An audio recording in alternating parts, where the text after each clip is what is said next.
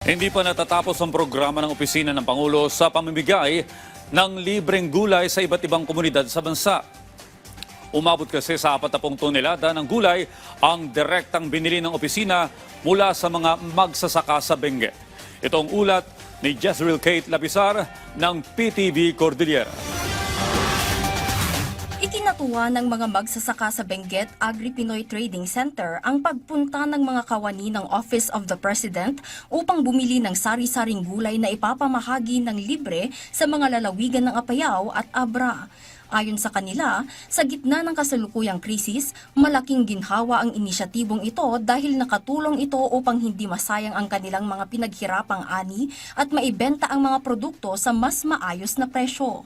Salamat po sa pagdating ng mga staff ni Presidente.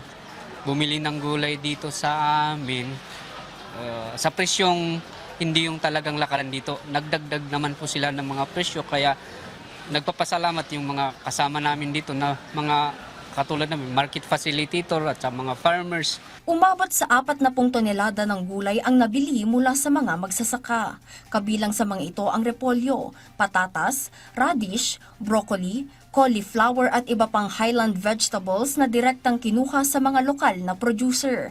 Umaasa naman ang mga magsasaka na magpapatuloy ang ganitong uri ng suporta upang mas mapalakas pa ang sektor ng agrikultura at matulungan ang mas marami pang maliliit na magsasaka sa rehiyon.